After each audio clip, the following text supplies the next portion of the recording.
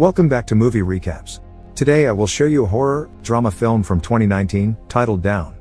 Spoilers ahead. Watch out and take care. Jennifer is one of the last people left in the office on a Friday night. She's going to catch a plane to New York for the extended weekend to see her ex-fiancé for Valentine's Day, so she writes him an email. She doesn't want to be late for her flight, so she grabs a bunch of candy and leaves the office. Simultaneously, Guy is getting ready to leave work as well. They both end up waiting for the elevator at the same time. Jennifer gets on the 49th floor and he joins her on the 42nd. Guy immediately starts chatting with her and joking. She replies but doesn't seem interested in having a conversation. Guy shows her an etching on the wall when the elevator suddenly stops. He tries the keys and the alarm button, but nothing works even though the electricity in the elevator seems to still be on. Guy tries opening the door, though that doesn't work either. They try waving to the fully operational camera and still no one responds to their calls. To make matters worse, none of their phones has service because they are 4 stories underground. Jennifer wonders where the security for the building is, worried that she'll miss her flight. 15 minutes later, they try calling for help and banging on the door, but no one can hear them. Guy gets the idea that there might be an escape hatch, so she awkwardly climbs on his shoulders and they check the elevator ceiling. She heard her hand a little banging on it, so he puts her down. 1 hour later, Jennifer realizes that she'll never catch her flight, and even though Guy jokes to lighten the mood, she just curses everything and everyone out. They finally introduce each other and continue with the banter that Guy had started the moment he stepped on the elevator. Since Jennifer doesn't have any water in her thermos, Guy offers her his bottle, but they joke that they should pop open the wine he had on him instead. Both of them realize that they have bottle openers in their bag and laugh about it.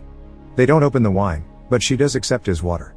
As a consolation prize for not having any actual food, Jennifer gives Guy some of the candy. She thinks they should save their rations though because they might end up stuck in the elevator until Tuesday. 4 hours later, Jennifer has to pee and she desperately tries to hold it in because she's too embarrassed to do it in front of Guy. He tells her to go in the corner over his coat, and when she says no, Guy suggests she relieves herself in her thermos. She makes him close his eyes and cover his ears. Guy also begins to sing and she finally pees. After that, she adds to the drawing on the elevator wall.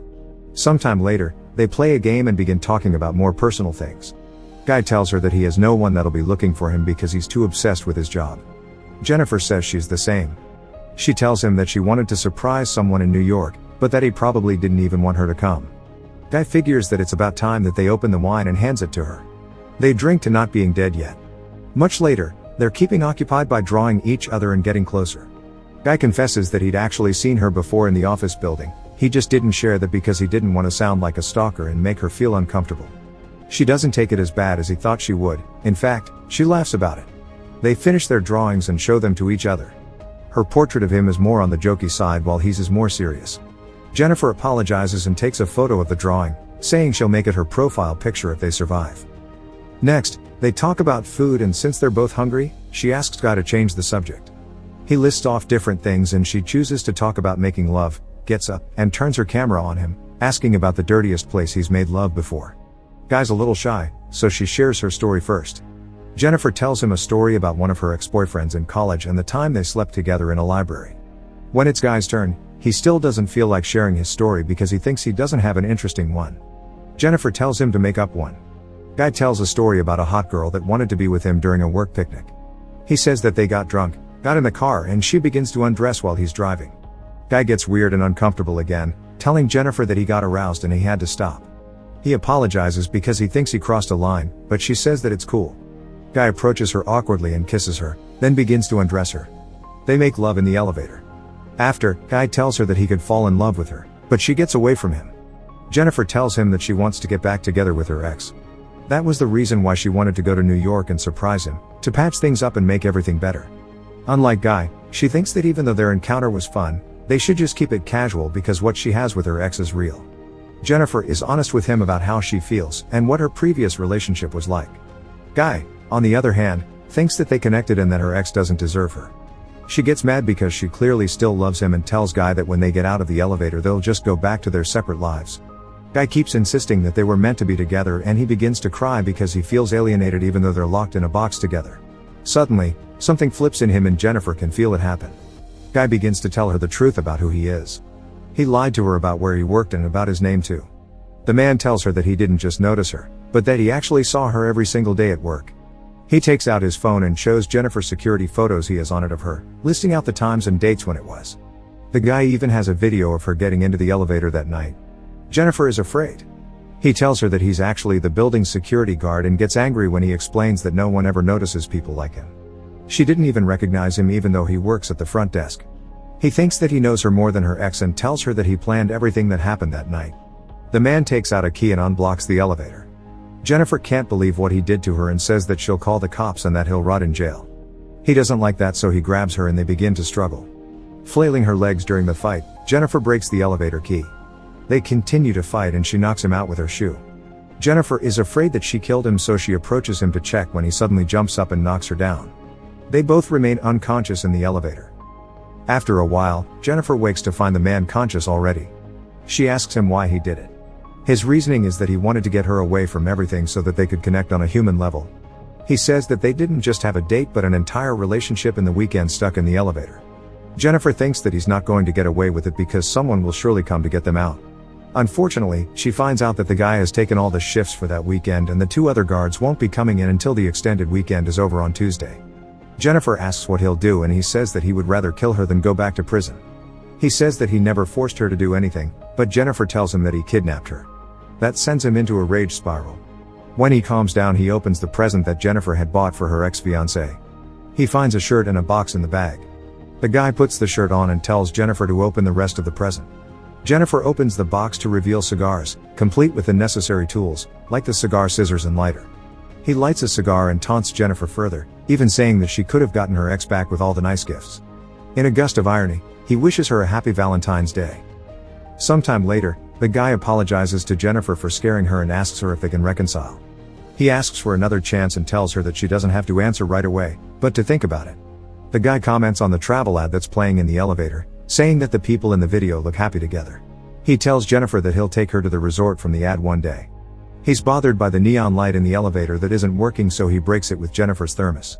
The guy realizes that the light bulbs under the ceiling panels must get replaced sometime. He thinks that he can get that panel off and get out of the elevator thought there. As he breaks it open with the thermos, Jennifer stands up next to him. He asks Jennifer to give him a boost to get up there, promising that he'll come back for her. However, Jennifer thinks it would be easier if he gives her a boost because she doesn't have enough strength to do it. He doubts that she'll want to come back for him and she'll call the cops. Jennifer tells him everything that he wants to hear and convinces him to give her the boost. She gets on his shoulders and pulls out of the elevator. The guy tells her where the ladder and the door are, happy that they finally managed to escape. Jennifer turns around and gives him the middle finger, pissing him off. As she climbs the ladder, he finds a way to get out of the elevator too. The guy binds 2 pieces of clothing together and throws them over the elevator beam. Jennifer is already moving towards the door as he starts climbing up. He tells her that she'd better run because now she's going to die. Jennifer gets close to the door when he already reaches the level she's on and follows her. She opens the door and screams for help, then he suddenly garbs her and hurls both of them back in the elevator. They both fall unconscious. Jennifer wakes up first and sees the fire sprinklers, conceiving a new plan to get herself out. She tries to activate the fire alarms by lighting a cigar, but when she doesn't manage that, she starts a small fire. As the elevator fills with smoke, the guy wakes up and she punches him, breaking his nose. Jennifer succeeds in restraining him with a piece of clothing. He tells her that the fire alarm won't come on, but that they'll just get soaked and electrocuted. Jennifer threatens to seriously hurt him and makes him confess to everything that he's done to her. She turns her camera on and shoots herself, explaining what she knows about what happened. Jennifer turns the camera on him and asks for his real name. He says he's called John Deacons. John confesses that he got them stuck in the elevator on purpose. He even etched the drawing on the wall. That Friday he used the key to stop the elevator while she wasn't looking. Jennifer makes him admit to trapping her in the elevator. John admits to trapping and kidnapping her. She keeps questioning him, so he confesses to the camera everything that he did to her, from hitting her head on the ground to throwing her against the wall. Jennifer asks why and John says that he just wanted a date with her. If he had asked her out normally, she would have turned him down. John tells her who he was before he became a security guard. He was an accountant that worked for a big firm and was a real hotshot. John tells her that the story about the girl in the car was true, but that it ended differently than what he implied. He ended up missing an exit and drove straight into a ravine. The car flipped 7 times until it was stopped by a tree. The girl was dead on impact. John got only 6 months in jail because he had the resources to keep himself out. When he got out, the only job he could get was as a security guard. After a few months, he wanted to be himself again and feel it for a little while. Jennifer still doesn't understand why he chose her. He says that it's because she's great. Monday arrives and they're still trapped. One of the other security guards, Eddie, takes his new girlfriend to the building to show her the roof. When they walk inside, he looks for John, and when he doesn't find him, he checks the security monitors. Eddie sees John and Jennifer are stuck in the elevator, waking them both up. Jennifer begs him to get them out of there. He tells her that he'll come down and get them out, while his girlfriend falls asleep on the couch. Eddie gets to the elevator and pulls the doors open with a crowbar. Jennifer wants to get out, but he tells her that he needs to open the doors completely first and moves away. Suddenly, John knocks her out. He tells Eddie that he's there and he gives John his keys. John tells him that it's not working and Eddie says he'll climb in to help them. He gets stuck in the elevator and sees that something has happened inside when John turns on the elevator and cuts him in half. He knocks Jennifer out again, then takes her to his car and puts her in the trunk.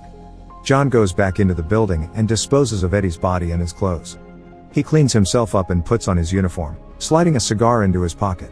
When John gets to the front desk, he deletes all of the videos from the security cameras. Eddie's girlfriend wakes up and John kills her too, then drops her in the shaft as well. John gets to his car and takes Jennifer to a secluded location to dispose of her. He pours gasoline into a dumpster to prepare. Before he opens the trunk, John tells Jennifer that he still likes her and it's unfortunate they couldn't be together. Jennifer pretends that she's dead, and when John goes over to the dumpster, she hits him over the head, gets in the car and starts driving. At one point she stops when she finds the lit cigar in the tray. Jennifer starts backing up the car and rams into a terrified John. She comes out and sees that he's in the dumpster. Jennifer relights the cigar and walks away, then she flicks the lit butt into the dumpster, burning John alive. Make sure to subscribe and turn on notifications so you can watch more videos like this. Thanks for watching.